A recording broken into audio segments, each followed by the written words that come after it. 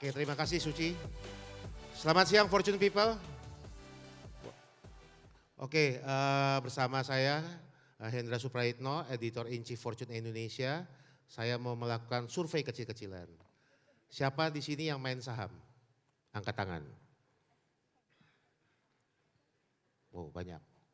Siapa yang sahamnya nyangkut gara-gara MSCI? Ayo angkat tangan nggak apa-apa. Wah, dikit, Heng. Wah, ini pada jago-jago semua aja ya, muridnya Remora semua ini. Ada yang membernya Remora? Wah, ini Hengki fans clubnya banyak banget ini. Oke, sesi ini udah pada tahu kita akan bersama Hengki Adinata, pria yang mengawali karirnya sebagai lawyer dan akrab dipanggil Koheng. Padahal usianya masih sangat muda. Dia belajar trading di masa pandemi ketika banyak orang di Indonesia belajar baking, belajar kopi dalgona. Hengki justru belajar trading. Dan hal itu telah mengubah hidupnya dan akhirnya dia mempunyai atau menemukan yang namanya filosofi Remora. Yaitu mengikuti kemana wealth atau smart money pergi dan disitulah katanya cuan ada di belakangnya. Saya tidak akan panjang lebar, saya akan panggilkan langsung Hengki Adinata, founder Remora Trader yang juga Fortune Indonesia 40 Under 40 2026.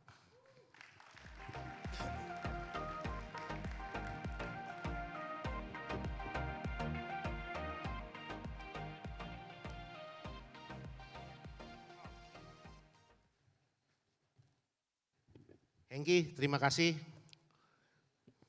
Cek. Oke, terima kasih Pak. Thank you for having me. Nah ini waktunya sangat mahal nih, jadi dia harusnya di rumah trading menciptakan miliaran, tapi dia hadir di sini untuk Fortune People. Saya nggak akan bertanya banyak-banyak karena di sini pasti ada yang ingin bertanya kepada Hengki, ingin minta rekomendasi, ingin minta ilmu, tapi kita bicara dulu ya. Oke. Karena tadi ada sebagian juga yang ternyata belum mengenal dunia saham. Jadi seperti apa sih, siapa sih Hengki itu? Bisa diceritakan Heng, seperti apa perjalanan hidup kamu? Perjalanan hidup ya, seperti orang pada umumnya aja sih.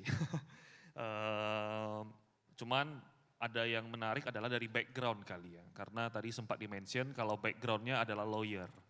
Dan luckily kalau masalah capital market segala macam, ada agak disconnected antara apa yang terjadi di ekonomi di perusahaan dengan actual capital marketnya. Nah, oleh karena itu ya saya masuknya lumayan muda dikarenakan capital market menggunakan logic kalau di sini.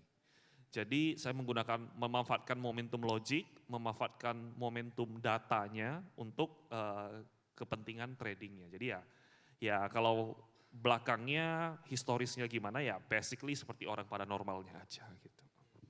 Kamu lulusan Universitas Tarumanegara, hukum. Benar. Artinya benar-benar nggak ngerti saham waktu itu atau iseng-iseng aja waktu itu? Benar-benar nggak ngerti saham. Bahkan karena dari kampung ya gitu, dari Batam nggak ada keluarga satu orang pun ngomongin saham gitu. Dan teman-teman juga nggak ada yang ngerti apa itu saham gitu. Jadi benar-benar zero dan ketika kerja juga corporate sih ada ngomongin saham ini, saham itu. Tapi overall itu kan ya bukan capital marketnya lah. Jadi no background at all di financial market di sahamnya juga. Pernah kangen sama dunia hukum? Pernah apa? Kangen dunia hukum untuk kembali ke dunia itu lagi? Enggak. Iya, cukup nyaman lah dengan di dunia capital market. Tapi tanpa ada dunia hukum mungkin nggak bisa menggunakan logik-logiknya yang ada untuk diaplikasikan di capital market. Oke, kamu menciptakan yang namanya Remora Trader, apa Remora gaya trading yang disebut Remora. Itu hanya istilahnya membuka semua data atau ada yang memberikan hint, Hengki kurang lebih seperti ini loh atau segala macam. Sebenarnya Mungkin sama kayak kebanyakan orang, kalau Remora, apaan sih Remora gitu kan, dulu aku juga kayak gitu. Nah yang memberikan filosofi nama Remora itu adalah sekarang my fiance kayak gitu. Jadi kan saya trading, saya lihat data, saya ngikutin terus orangnya. Nah ketika masa saya lagi merintis, lagi belajar, kan beliau yang ada di sisi saya. Terus dia bilang, kayaknya kamu cocok dipanggil Remora kayak gitu. Terus aku naik Remora apaan gitu, dia bilang coba kamu googling.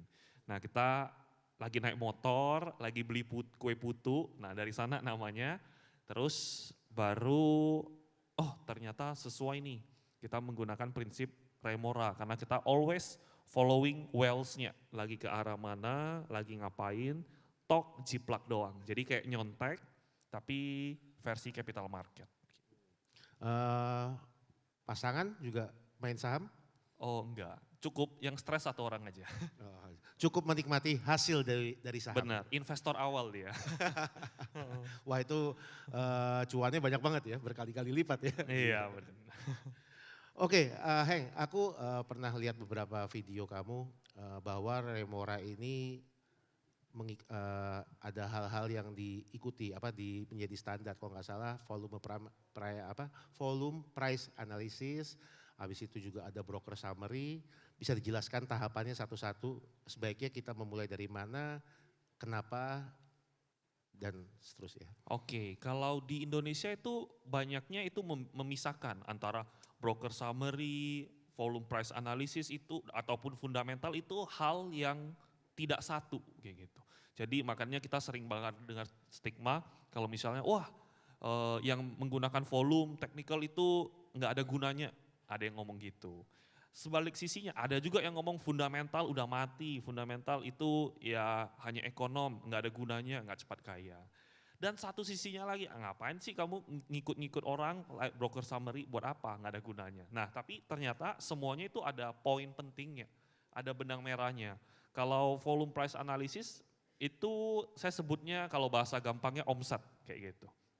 Ketika volumenya gede, hitungannya omsetnya gede.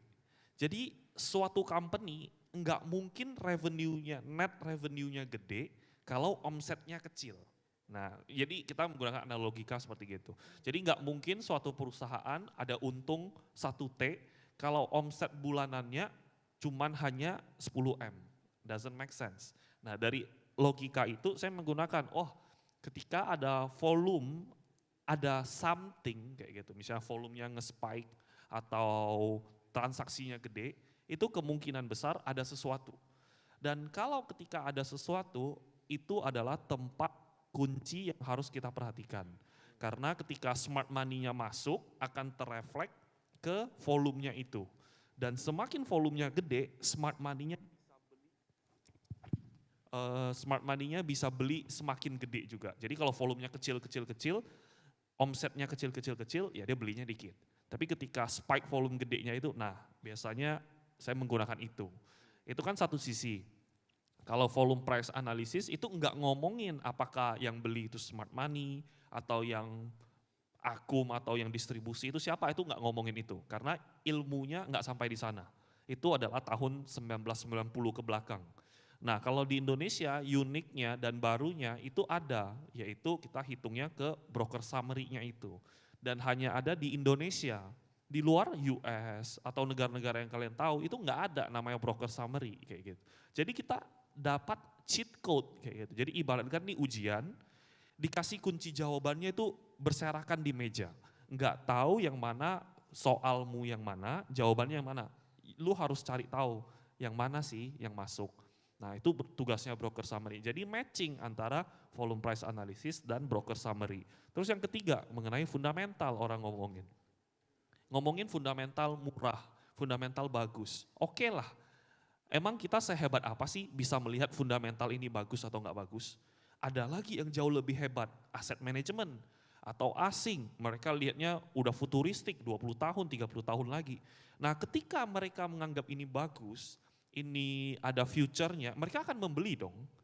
Nah ketika mereka akan membeli, akan terefleksi ke broker summary-nya, smart money-nya. Terus ketika mereka beli gede, akan terefleksi lagi ke volume price analysis-nya. Jadi tiga ini adalah rentetan yang tidak seharusnya dipisah. Nah tapi ya Indonesia ya mereka suka pisah-pisahin, ya udah nggak apa-apa gitu kan. Bukan urusannya kita untuk convince-nya mereka. Jadi kurang lebih basicnya seperti itu.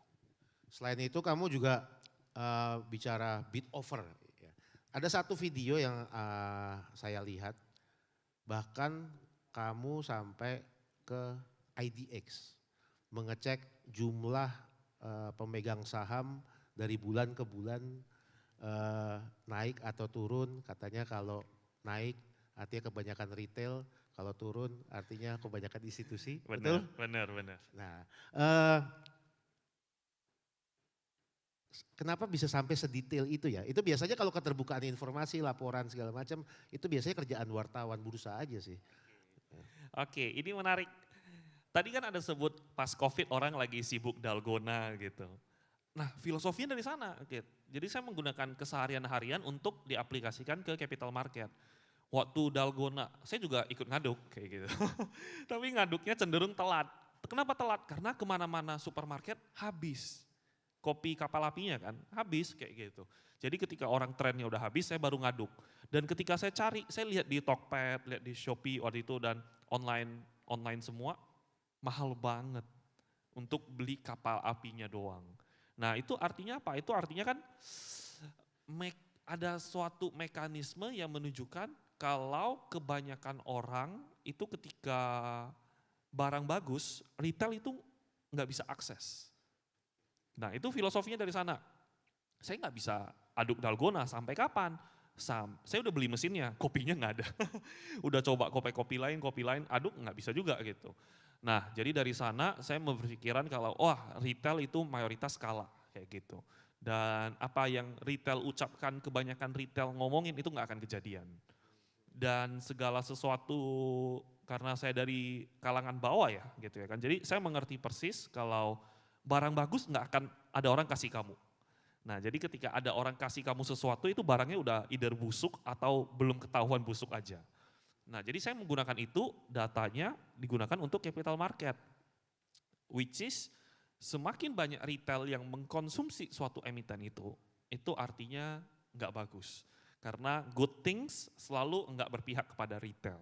Unfortunately ya itu adalah faktanya. Jadi filosofinya seperti gitu. Jadi saya suka cari saham yang diakumulasi, retailnya depresi, detailnya keluar, smart money-nya masuk. Nah biasanya saya ngikut di saham-saham seperti kayak gitu. Oke, kamu memberikan istilah moonstock. Itu istilah dari mana? To the moon. The moon ya? Iya, jadi moonstock saya ngikutin kepentingannya lah, kayak gitu. Kepentingannya apa, jadi menebak logiknya mereka mau ngapain. Cuman aku nggak bisa nebak logiknya karena yang futuristik itu mereka. Tapi saya tahu one thing for sure itu mereka membeli barang ini dengan posisi lumayan gede. Dan mereka memposisi beli gede, mereka pasti ada plan eksekusi dengan yang baik. Nah, saya nggak tahu eksekusinya apa, saya ngikut aja. Nah, itu adalah definisi moonstock, berani masuk gede dan biasanya saham-sahamnya itu cenderung ketika saya untung, untungnya lempar ke moonstock daripada saya lempar ke rekening saya mending lemparin lagi ke saham, cari saham-saham yang ya potensi upside-nya masih jauh, masih lebar banget dan tinggal tunggu momentum untuk wealth-nya bergerak. Tapi pernah nggak kamu yakin bahwa ini adalah moonstock ternyata menjadi hellstock? Ternyata malah ke neraka uang kamu. Oke, moonstock ya ada lah, cuman probabilitasnya saya quite sure, kenapa saya sebutnya moonstock karena probabilitasnya di atas 80% itu rata-rata naik, cuman konsumsinya time kayak gitu dan saya ngehitungin harganya. Ada moonstock beberapa saham yang saya beli, saya ngikutin terus, brokernya broker AI, UOB-nya beli, sahamnya waktu itu Suni kalau nggak salah. Nah saya beli, terus kemudian AI-nya cut loss juga. Nah dia cut loss, kok ini orang cut loss ya, saya ngikutin dia, Wells-nya cut loss, ya udah saya cut loss juga. Ya kurang lebih saya mengikuti pergerakan dia. Tapi setelah saya cut loss dia beli balik, ditarik lagi kenceng. Nah ya udahlah, itu udah namanya dia nggak welcome kita. Ketika dia nggak welcome kita, oh saya tahu tandanya dia nggak mau kita ada di rumahnya dia. Jadi ngapain kita di rumah orang yang kita nggak welcome? Ya udah saya nggak mau main lagi kayak gitu. Heng, kemarin ketika MSCI mengumumkan yang lebih cepat dari yang seharusnya dijadwalkan, rugi nggak? Oh rugi. I think saya belum pernah ketemu orang bilang saya nggak rugi kayak gitu. Jadi semua Tadi di sini rugi. katanya pada untung semua tadi. Mungkin udah balik, tapi atau nggak mau ngaku doang kita nggak tahu. Tapi kalau saya personally rugi kayak gitu. Karena kan saya ngerasa kita in the bull market dan masih belum the end of the bull market kayak gitu. Makanya saya masih pegang rata-rata saham-sahamnya saya.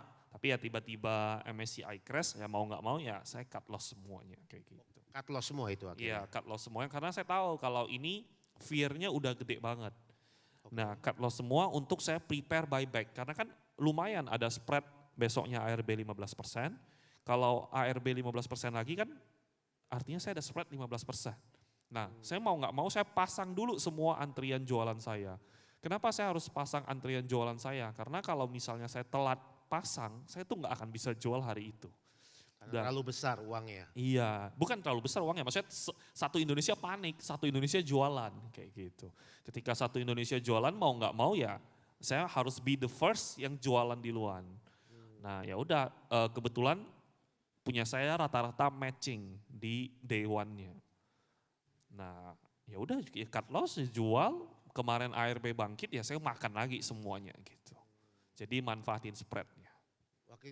Waktu itu rugi berapa di hari itu kira-kira? Berapa persen atau Kalau ruginya waktu itu total kurang lebih 60-an bio. 60 miliar? Iya, Ya, 60-an miliaran. Kayak 60 densa lah ya, itu Hah? kurang 60 densa gitu ya. Iya, ya sudah. Nah ya itu realize semua kayak gitu. Realize semua, saya nge-cut semua kayak gitu. Biasa aja atau hampir gantung diri apa gimana? Kalau amount of money saya to be honest biasa aja kayak gitu. Karena ini kan momen yang ya udahlah ya kita udah best effort. Saya juga telepon ke banyak fund, ke banyak orang yang ngerti udah capital market dari belum saya lahir dia udah ngerti capital market kayak gitu. Sekarang udah rumahnya, waduh yang penting udah top tier punya orang. Mereka juga ya semua kena juga. Bahkan mereka nggak bisa nge-cut karena nggak ada liquidity. Sedangkan saya luckily bisa nge-cut. Jadi in terms of money, amount saya biasa aja, nggak ada stresnya sama sekali. Cuman kalau stresnya waktu itu adalah karena saya kan head of community gitu. Jadi ada banyak anak-anak yang ngikut saya. Saya yakin saya bisa nge-cut, tapi saya yakin mereka nggak bisa nge-cut. Jadi ada bebannya di sana gitu, kayak di punggungnya itu, aduh kasihan anak-anak. Dan saya ngerasa ketika kalau kita nggak frontier saya bisa fight back. Nah mental saya udah biasa lah jatuh bangkit. Oke, aman. Thank you. Anak-anak lainnya belum tentu bisa melakukan hal itu. Jadi bebannya, stresnya lebih ke sana kayak gitu. Tapi kalau misalnya kamu nge-cut gitu karena kamu punya grup, kamu nge-cut dulu baru bilang ke grup atau kamu bilang ke grup, mari kita cut bersama. Saya bilang mari kita cut semua. Tapi saya cukup yakin mereka nggak bisa nge-cut karena ada beberapa akses sekuritas yang untuk priority. Jadi ya namanya prioritas ya pasti dikit ya orangnya. Dan mayoritas mereka nggak prioritas. Jadi sebenarnya saya bilang nge-cut atau nggak nge-cut percuma ke mereka.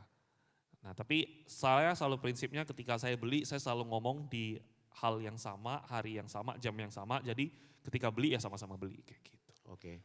Heng, tadi kamu bilang bahwa kamu cut kurang lebih 60 billion rupiah ya. Iya.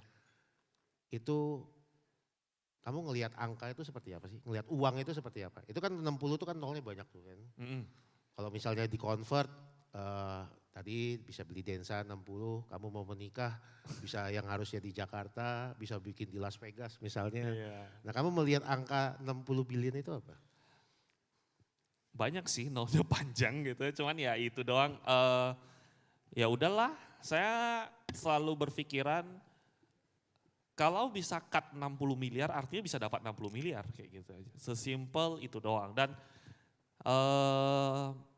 saya pegang prinsip kalau misalnya momen ketika saya top up itu duitnya dianggap hilang. Jadi ya dari awal udah hilang kayak gitu. Jadi ya means nothing to me. Seperti gitu. Artinya dulu katanya gaya trading kamu itu juga berubah ya. Kalau dulu scalping, Iya. jadi main masuk keluar yang akhirnya kamu banyak terbebankan fee tapi cuannya sedikit. Benar. Dan akhirnya merubah menjadi swing trader. Itu apa cikal bakalnya kenapa bisa begitu? Nah, seperti orang pada umumnya, coba aja dulu semuanya. Jadi saya pertama ya coba nge-swing gitu kan. Beli barang bagus, diakumulasi, tapi akumulasi doang, naiknya kagak gitu. Sedangkan saya kan nggak ada duit, jadi mau livingnya gimana kayak gitu. Nggak masuk akal kalau misalnya saya mau makan, saya harus beli barang nunggu gitu. Ini bukan uang dingin bagiku waktu itu. Jadinya mau nggak mau saya harus main cepat. Jadi swing saya pernah beberapa bulan doesn't work gitu kan, nggak cocok. Terus kemudian saya coba nge-tradingin terus-terusan. Nah trading terus-terusan capek juga, untung dikit-dikit sekali kalah gede. Nah tapi saya ketemu, oh kenapa saya nggak coba gabungin. Ada momen-momen ya saya gabungin itu dua gitu. Jadi makanya masuknya ke momentum. Saya nggak suka nunggu lama, saya suka beli lebih mahal nggak masalah. Nggak usah dapat harga murah, asalkan saya beli cepat naik. Nah, jadi saya kombinasikan itu dua. Untuk masing-masing keilmuannya di swingnya gimana, swingnya apa, smart money-nya harus masuk dulu. Smart money-nya harus masuk dulu artinya harganya itu udah harga mereka. Very unlikely kamu kalah kayak gitu. Karena harganya mereka punya kepentingan lebih gede. Tapi ya kita agak-agak lah, nggak mungkin dia akumulasi misal 200-250 M. Kita ikut akumulasi 200 M juga, nggak mungkin.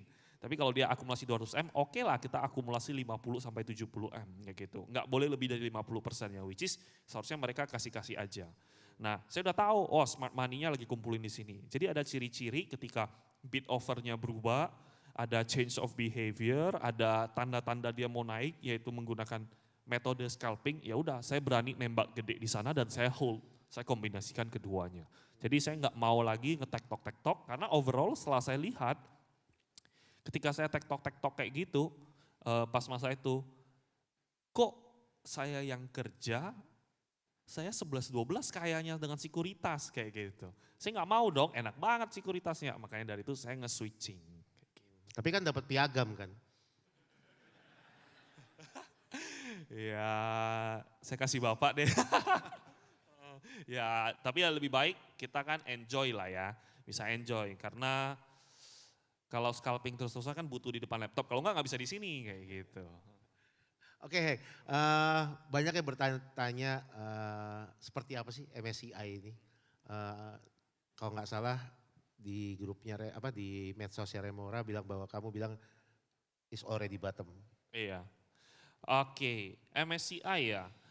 Jadi MSCI itu basically dia kayak provider. Nah, dia ada syarat objektifnya, harus market cap tertentu, free float market cap tertentu, dan transaksi value tertentu.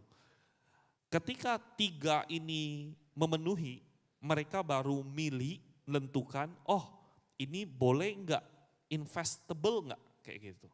Jadi mereka nge-marking, oh ini investable atau nggak investable. Ketika dia bilang oke ini investable, orang-orang yang percaya, misalnya saya pakai bahasa gampang, orang-orang yang percaya dia oke, kata MSCI ini investable. Kita fund-fund akan nge-invest di saham-saham yang dikasih oleh yang udah lolos kriterianya MSCI. Nah, masalahnya kata kuncinya investable.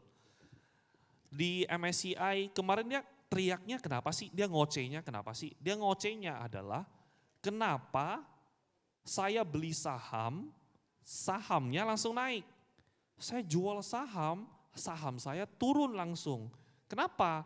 Karena menurut dia ini seharusnya nggak investable walaupun masuk ke syarat objektifnya. Kenapa nggak investable? Likuiditasnya mana kayak gitu.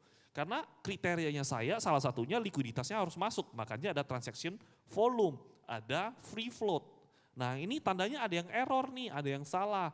Bursa tolong dong bukain data ke saya, checking lah. Apakah saya yang salah atau bursa ada apa gitu. Nah waktu itu ya mereka nggak ketemu jawaban yang satu fix, makanya MSCI bilang, wah nggak ketemu nih kayak gini, anak-anaknya saya yang invest ke sana jadinya rugi. Udahlah kita nge-freeze kalian ya, kalau kalian nggak mau saya masukin ke Frontier. Nah itu yang bikin orang kaget satu Indonesia, yaitu kata kuncinya lagi, investable jadinya downgrade ke Frontier. Nah ketika momen-momen itu baru deh kita bisa lihat dari pemerintah ya, we can quite appreciate mereka lah, mereka ganti semua bursa, mungkin mereka beranggapan kalau bursa, BI, OJK dan seterusnya itu nggak ketemulah definisi tengahnya, makanya diganti orang baru, which is very good.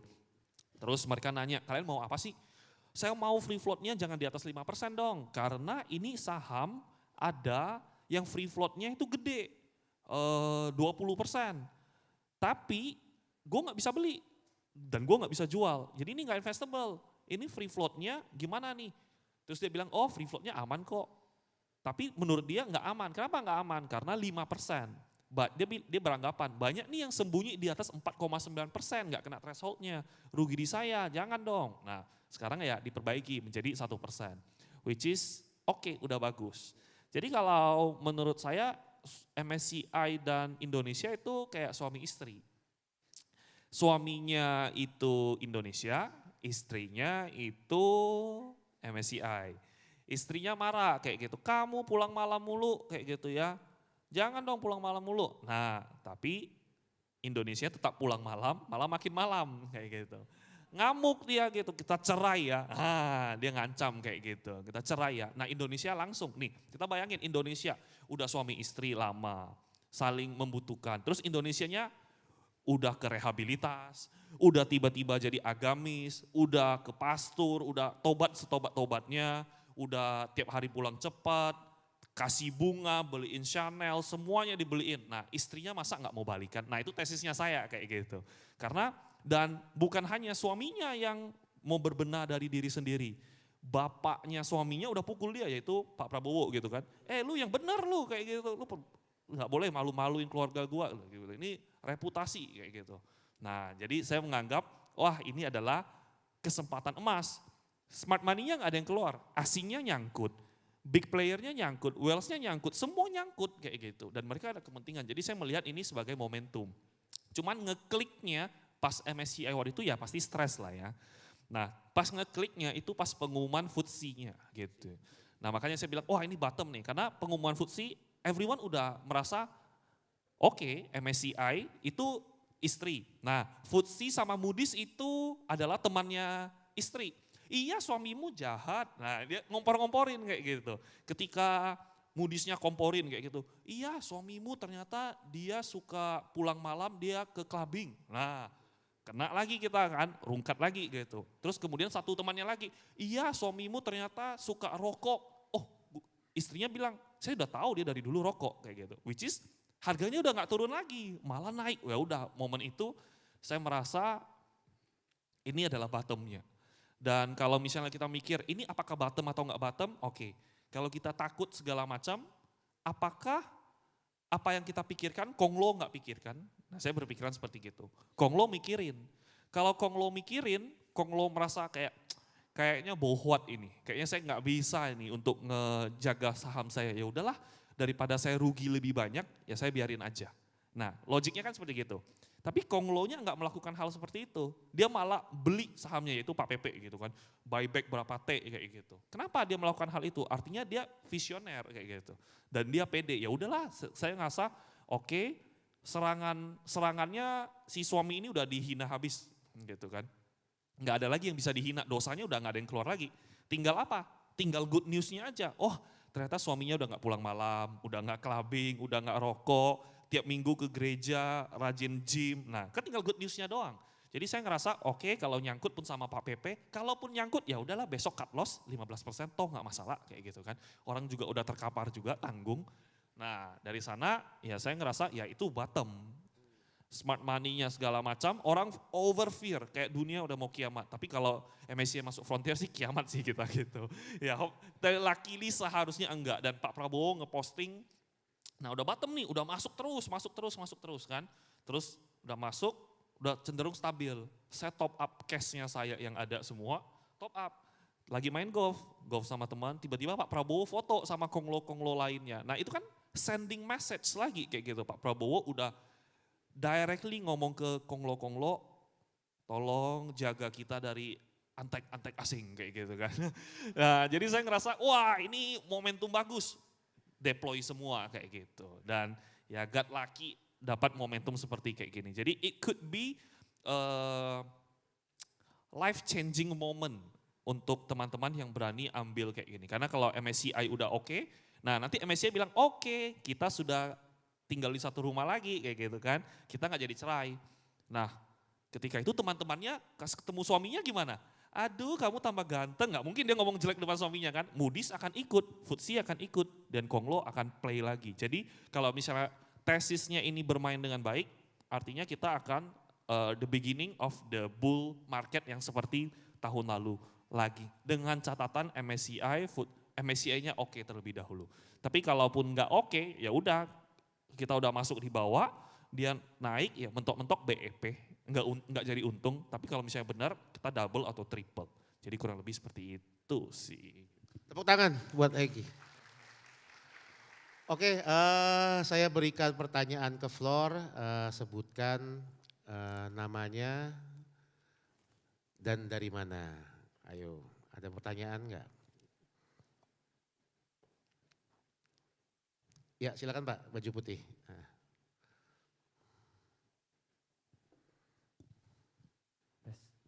Tes. Oke, selamat siang Koheng. Salam kenal, saya Alex dari Jakarta. Pertama saya terima kasih kepada Koheng ya, sudah berani showing up sehingga mengubah spektrum cara berpikir masyarakat kita bahwa kita tidak perlu, maksudnya ada pekerjaan lain selain 9 to 5, business as usual, tapi sekarang juga bisa menjadi seorang trader gitu. Mungkin ada 2 pertanyaan ya Koheng ya. Yang pertama Koheng, sebagaimana kita ketahui secara statistik keberhasilan menjadi seorang trader itu less than dari 10% kok. Yang menjadi pertanyaan saya adalah sebenarnya apa sih the biggest factor gitu ya bagi seseorang itu untuk menjadi seorang trader gitu kok. Kemudian yang kedua, sebagaimana kita ketahui bersama kok ya, sekarang marak sekali influencer di dunia finansial dan juga stock market gitu kok yang beredar di dunia media sosial. Nah mungkin Koheng bisa membagikan sedikit tips gitu bagaimana kita memilih mentor ataupun influencer yang tepat gitu kok ya untuk menemani perjalanan kita sebagai seorang trader, di mana ya banyak mungkin kita melihat oknum-oknum di luar sana yang secara tidak langsung ataupun secara langsung menjadikan anggota membernya sebagai exit liquidity gitu. Mungkin itu saja, thank you Koheng dan Pak Moderator. Oke, langsung saya jawab ya Pak. Silakan Heng. Oke, kalau yang pertama ya, what I can say adalah kebanyakan orang tuh sebenarnya tahu kalau sahamnya ini mau naik atau mau turun. Mereka itu rata-rata tahu loh kalau kamu ngomong ke orang-orang. Cuman satu hal yang mereka selalu ngedeny, yaitu mereka cenderung jadi subjektif. Nah ini hal yang cukup sulit, misal kalau berdasarkan tesis yang tadi saya ngomongin segala macam, orang tahu kalau ini seharusnya udah bottom, udah cukup untuk kita masuk. Cuman karena ada orang yang udah kebanyakan cash, saya ketika momen itu saya ngobrol sama banyak fund. Mereka mayoritas itu pegang cash. Mereka itu rata-rata ngejualin barang-barang mereka. Jual di IRB, mereka jual aja sebisanya. Kenapa mereka ngejual? Mereka takut karena uncertainty. Terus kemudian ketika mereka jual, saya nanya posisi mereka gimana? Mereka jawabnya adalah bear market banget nih, Indonesia selesai. Jadi kalau kamu nanya rumput akan menjawab kalau rusa adalah penghancur hutan dan singa adalah penjaga hutan kayak gitu. Tapi kalau kamu nanya orang normal, nanya rusa akan jawab singa adalah penghancur ekosistemnya. Jadi tergantung persepsinya dan semua itu sebenarnya membuat kita kacau. Makanya dari itu kita harus ada pendirian sendiri dan pendirian itu harus membuat kita tetap objektif. punya posisi itu membuat kita sangat subjektif. Jadi kebanyakan orang itu gagal ya dikarenakan nggak objektif. Punya barang, ngerasa barangnya itu paling bagus, barangnya itu pasti naik, kalau orang ngomong jelek dia pasti terhina kayak gitu. Padahal nggak ada yang hina dia, orang kan cuma debat kayak gitu kan. Nah itu satu. Terus kalau yang kedua, mengenai influencer ya, gimana yang ngomongnya ya? Oke, put it like this aja. Tugasnya setan itu menggoda. Tugasnya kita ya nggak tergoda gitu. Kalau kita digoda setan, ya salahin kenapa kamu? Kan nggak bisa. Kayak misalnya suami istri, suaminya nggak bisa saya lihat LC-nya jadi kayak gitu kan nggak bisa gitu. Mana diterima, ditabok juga gitu kan. Nah tapi kan kenapa kita tergoda gitu. Sama dengan hal mau influencer kayak mau siapapun itu, ya itu tugasnya mereka menggoda. Tugasnya kita ya menahan diri dan verifikasi. Mungkin itu doang sih yang bisa saya jawab sih. Oke, tapi kamu sadar nggak Heng, kalau kamu mungkin ada beberapa orang yang menganggap kamu sebagai influencer sekarang, walaupun kamu tidak berencana ke sana sebenarnya. Pertanyaannya apa tadi? Bahwa kamu tuh sekarang bisa jadi adalah influencer.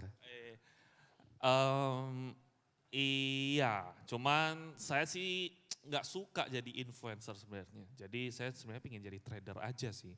Jadi kemunculanku di publik ini sebenarnya nggak lama. Saya emang dari awal itu hitungannya udah nggak muncul lagi. Udah pensiun, tapi ada momentum bagus dan I'm trying to proving something lah. Gue mau prove sesuatu. Nge-prove-nya adalah trading itu bukan scam. Trading you can make money. Trading itu nggak judi yang klik-klik doang. Tapi trading itu bisa berdasarkan data kayak gitu. Dan trading itu bukan hoki doang. Trading bisa mengubah hidupmu. Trading can change your life. Trading can be a profession. Jadi itu yang saya berusaha proving. Dan so far, dan yang terakhir saya berasa proving, grup itu komunitas tidak seharusnya di abuse. Komunitas itu penting karena tanpa komunitas rata-rata nggak bisa hidup. Kayak komunitas itu kayak jari kalau saya sebutnya gitu kan. Jari telunjuk, kelingking, segala macam. Nah kalau komunitasnya solid, di kepal itu tonjoknya kuat.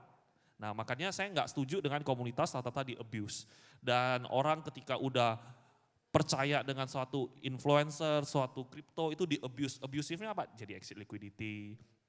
Kalau enggak ditanggapin lagi, semenjak dia purchase udah ditinggalkan. Nah itu yang berusaha saya prove.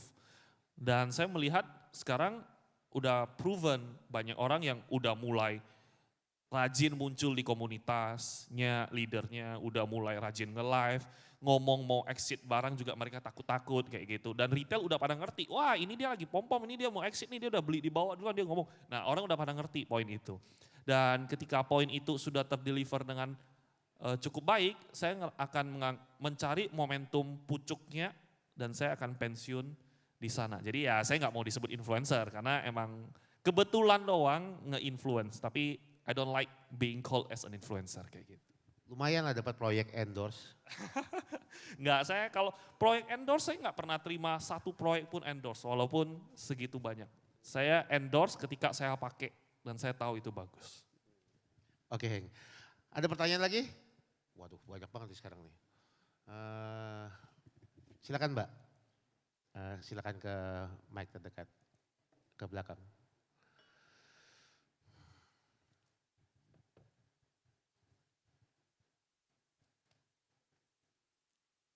Selamat siang, Ko Hengki. Kerasan dikit. Enggak nyala. Halo. Oke, selamat siang Ko Hengki. Perkenalkan, nama saya Mutia. Pertanyaan saya adalah sebagai karyawan korporat, menurut Ko Hengki bagaimana peluang untuk karyawan korporat seperti saya terjun menjadi trader ataupun investor di saham dan langkah awal untuk investor yang Ko Hengki akan sarankan, karena menurut saya kan saya retail untuk invest awal dan masih kerja korporat juga. Karena kan Ko Hengki aku sering tonton di podcastnya juga awalnya full time lawyer dan resign full jadi trader, gimana putusin itu. Thank you. Silakan Heng. Oke, thank you. Kalau misalnya masih full time, ya menurut saya nggak cocok jadi trader. Cocoknya kita nge-swing barang-barang yang smart money-nya masuk. Misal, dan saya lebih prefer, nah saya agak nggak setuju dengan orang-orang bilang, udah kita kerja dapat gaji beli banking merem aja. Iya merem, nggak kemana-mana kayak gitu kan. Gitu. Pas keseret, pas MSCI orang mau bilang fundamental is the best. Pas MSCI keseret juga loh kayak gitu. Jadi hard to ya say lah gitu ya kan.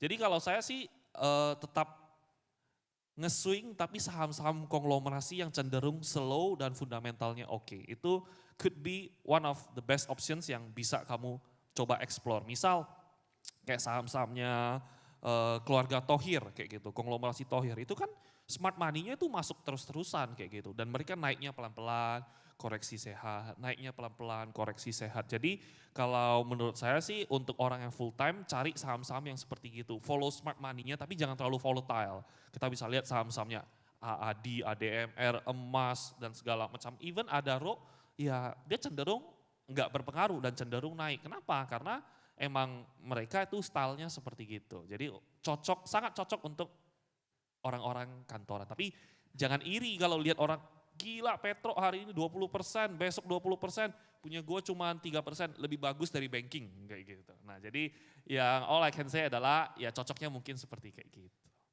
Oke. Oke, gitu Heng. kayaknya. Heng, kamu tuh kan membagikan ilmumu ya.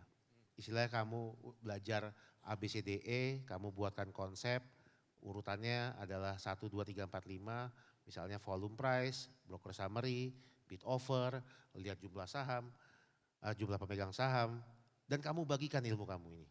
Ya. Bisa saja ilmu kamu tuh jadi tidak menarik lagi. Istilahnya kamu bikin spaghetti tapi kamu kasih tahu cara bikinnya tuh merebus spaghettinya dulu, bikin sausnya, dan akhirnya diikuti smart money dan ilmu kamu tuh udah gak keren lagi. Bagaimana kamu untuk mengantisipasi hal itu? Saya nggak antisipasi sih gitu kan. Biarin aja kalau orang mau ikut ya silakan ikut. Karena saya merasa ada satu elemen adalah elemen terhadap keniatan dan semangat tarungnya ini. Orang bisa mengikuti semuanya tapi semua kembali ke dirinya lagi kayak gitu. Apakah dia kuat, mentalnya ada dan stylenya cocok atau nggak cocok. Jadi ya sebenarnya untuk antisipasinya atau dianggap nggak keren lagi ya saya nggak gitu peduli sih to be honest kayak gitu. Karena kan seperti ilmu teknikal ya, misalnya ada support resisten, habis itu dipelajarin semua orang pada mengaku tahu semua, tiba-tiba pindah ke Fibonacci, pindah Iya. kemana-kemana. Jadi ilmu-ilmu yang awalnya keren ketika sudah diketahui jadi tidak mujarab lagi kurang lebih. Nanti baru mikir lagi. Kalau saya nanti baru mikir lagi. Karena kalau ada ilmu baru ya kita adaptasi lagi kayak gitu. Itulah the beauty of capital market. Either kamu adaptasi atau kamu selesai. Orang yang adaptasi dari fundamental pindah ke konglo stocks perform 2 tahun 3 tahun ini. Orang yang nggak adaptasi nggak perform. Dan orang yang nggak perform ngomongnya apa? Konglo scam, pairnya mahal, overvalued dan seterusnya. Jadi ya that's the beauty ya gitu. Jadi kalau ada ilmu baru ya update lagi. Kalau nggak update, nggak bisa update, ya udah kayak gitu. Oke, ada pertanyaan lagi? Wah, kita cari ya mukanya trader-trader. Waduh, sampai ada nyalain lampu udah kayak konser Blackpink. Yaudah ya nyalain lampu tuh. Flash deh boleh. Udah sangat niat pakai flash.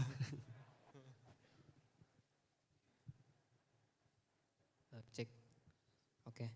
Terima kasih atas kesempatan buat bertanya. Perkenalkan nama saya Alfikri. Saya pengen nanya kan metode Kohenki ini kan follow the smart money. Nah ketika kita udah menemukan smart money masuk nih ke satu emiten. Nah kita itu bagaimana cara kita melihat best price untuk entry-nya. Karena biasanya kalau saya lihat dari emiten-emiten itu kan biasanya di markdown dulu. Nah itu kita ketika di markdown kan conviction kita kan berkurang gitu. Nah bagaimana cara Bro Hengki mengatasi tersebut. Terus kan kalau tadi base entry untuk base entry-nya sekarang base price untuk exitnya itu bagaimana, take profitnya, karena seperti yang kita tahu psikologis manusia kan nggak pernah puas gitu dengan profit yang segini. Oke, Thank terima you. kasih. Silakan Heng. Oke, thank you pertanyaan. It's a good question.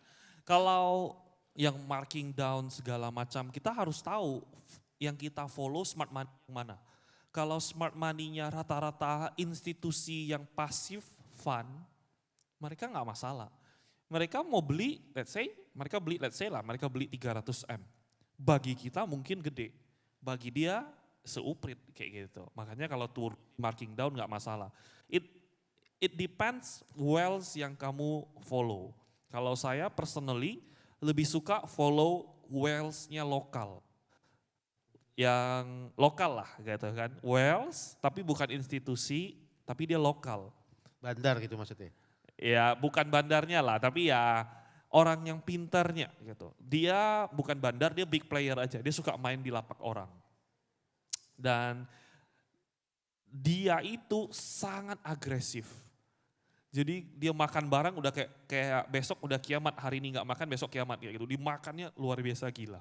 Nah itu adalah big player yang suka saya follow. Jadi it depends on big player yang di follow siapa. Nah itu satu, itu tadi pertanyaannya. Pertanyaan kedua tadi apa ya? Exit. Oh iya exitnya. Oke, manusia nggak akan puas, ya lu follow dia, ya lu ngikut dia aja gitu. Kapan dia exit ya kamu ikut exit. Kayak dulu saya main saham PYFA, saya follow RF-nya. Dia main dari bawah, dia hajar terus naik ke atas kayak gitu. Saya ngikutin PANI RF-nya gitu ya kan, Buana Capital. Dia kayak makan besok udah kiamat kayak gitu, nggak makan hari ini tuh dia udah stres banget gitu. Ya udah saya ngikutin dia dan dia kan keluarnya pelan-pelan, bertahap. Dia sekali makan let's say 500, total dia makan barang 500 sampai 700 miliar. Kalau dia makan 500 sampai 700 miliar, bisa nggak sih dia keluar sekali klik? Jawabannya nggak bisa. Dan distribusi yang baik adalah distribusinya pelan-pelan, biar average price distribusinya bagus. Kecuali dia satu kali klik langsung jualan, bisa nggak bisa, tapi harganya nggak bagus, buat apa? Mereka juga mau distribusi mereka mau distribusi in a good price. When mereka udah mulai distribusi, udah 30%, mulai distribusi konsisten, retailnya mulai suka, mulai pada FOMO, ya udah di momen itu kamu selesaikan kayak gitu. Exit aja semuanya. Dan kita lebih enak, dia masuk 500M, 700M, kita let's say 10%-nya 50M, 70M, kita klik aja beres kayak gitu. Oke. Ada satu pertanyaan terakhir? Oh 2 tangan tuh katanya Hengki 2 tangan ya. Dia Oke. dapat hack ya. Silakan.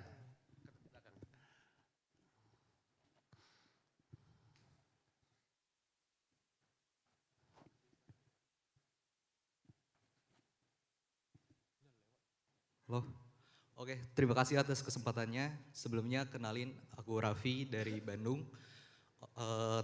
Terima kasih Ko Hengki atas ilmunya. Aku juga sangat berterima kasih telah mengikuti Remora sekitar bulan September. Aku sangat cukup life changing buat aku dengan di umur segini. Gitu.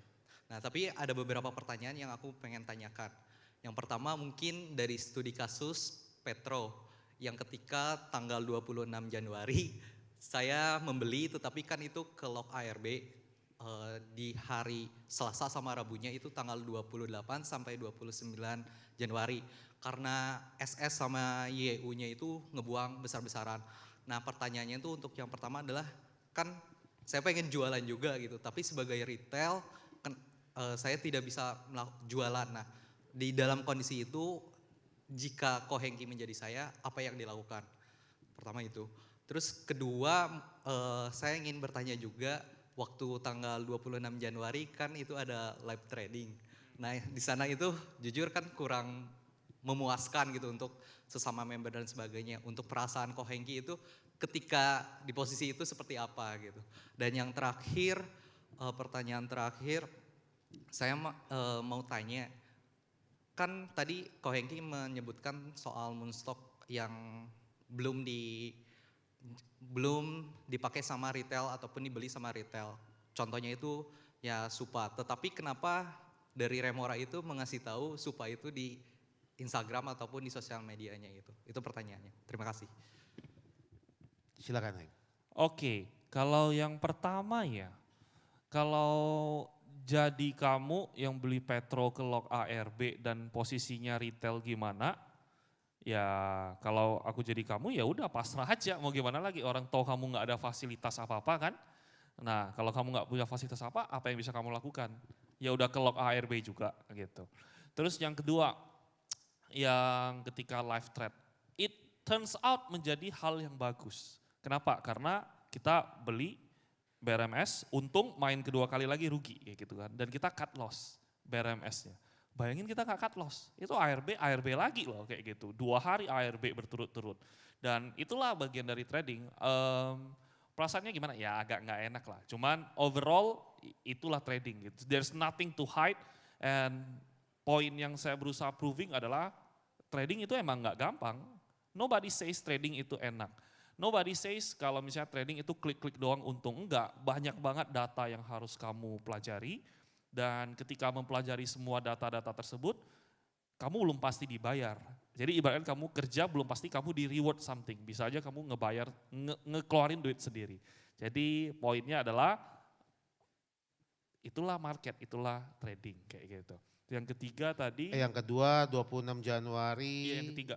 Ya, yang ketiga Supa. Oh yang ketiga Supa. Ya mereka mereka nggak akan tahu reasonnya kenapa kayak gitu. Mereka nggak tahu CC-nya kumpulin. Mereka nggak tahu PD-nya tukar barang ke CC-nya. Mereka nggak ngerti cara hitungnya juga. Dan mereka cuma jadi, oh bisa moonstok, palingan nggak naik 2 hari. Kayaknya bohong kayak gitu. Which is perbedaan adalah orang yang mau mengerti sama orang yang hanya mau tahu tikernya aja kayak gitu. Satu adalah can make it, satu adalah ya make it for a while doang. Dan ujung-ujungnya orang yang kedua, orang yang mendapatkan sesuatu yang dia tidak deserve ya bentar lagi hilang kayak gitu. Itu yang jawaban yang bisa saya kasih sih. Oke, Heng, satu pertanyaan penutup dari saya karena waktunya sudah habis.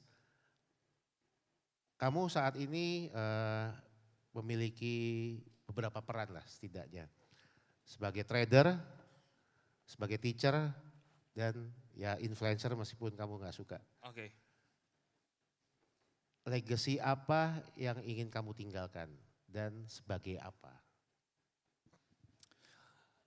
Wah pertanyaannya di luar pikiran saya nggak pernah mikirin. Legacy yang mau saya tinggalkan ya. Legacy yang mau saya tinggalkan adalah retail itu nggak boleh dipandang sebelah mata. Retail itu kuat dan kita bisa lihat kebanyakan saham yang 6 bulan ke belakang mulai dari saya start dari Juli, Agustus itu saham-saham yang retailnya masuk mereka sangat membutuhkan retail-retailnya seperti kita. Kalau kita lihat ada chart ya, saya nggak tampilin, saya nggak siap dengan pertanyaannya. Chartnya itu institusi itu levelnya sideways. Money-nya institusi itu nggak berkembang banget. Money yang sangat berkembang jomplang jauh itu adalah retail kayak gitu. Retail bisa 3 kali itu lebih gede daripada institusi secara kumpulin semuanya gitu, volume semuanya. Oleh karena itu ya legacy yang mau saya tinggalkan adalah ya retail enggak dibodoh-bodohin lagi sih. Mungkin kayak gitu ya. Kalau secara personal retail saya cuma hanya pingin dikenal sebagai orang yang apa adanya gitu. Ya mau dianggap kekurangan, mau dianggap kelebihan, apapun ya tapi apa adanya gitu. Saya mau dikenang sebagai orang yang jujur dan berintegritas gitu doang sih. Oke, terima kasih Heng. Thank Beri you. tepuk tangan kepada Hengki Adinata, founder Remora Trader dan juga Fortune Indonesia 40 Under 40 2026. Terima kasih Heng. Terima kasih banyak Pak Hendra, selalu ciamik nih Pak Hendra, ini menjadi moderator diskusinya seru sekali. Pak Hendra dan juga Bapak Hengki Adinata boleh berkenan berdiri Pak untuk pemberian token of appreciation dalam acara Fortune Indonesia Summit 2026. Dan kami silahkan kepada Bapak Hengki Adinata untuk berkenan menerima. Rekan-rekan media dan tim dokumentasi kami silahkan boleh melihat ke kamera. Izin mengarahkan 3, 2, 1. Satu kali lagi. 3, 2, 1. Boleh dadah-dadah nanti kita ke kamera untuk mengambil video. Bapak berkenan? Oke, yang di sebelah sini 3, 2, 1. Iya boleh sambil dadah-dadah mungkin Bapak. Iya. Oke, so ladies and gentlemen please give a big round of applause. Di sesi yang sangat seru kali ini inside The Smart Money, Momentum Conviction and Executions. Terima kasih banyak kepada Bapak Hengki Adinata, founder Remora Trader. Terima kasih Pak atas insight-nya dan pengalaman menariknya. Kami silahkan.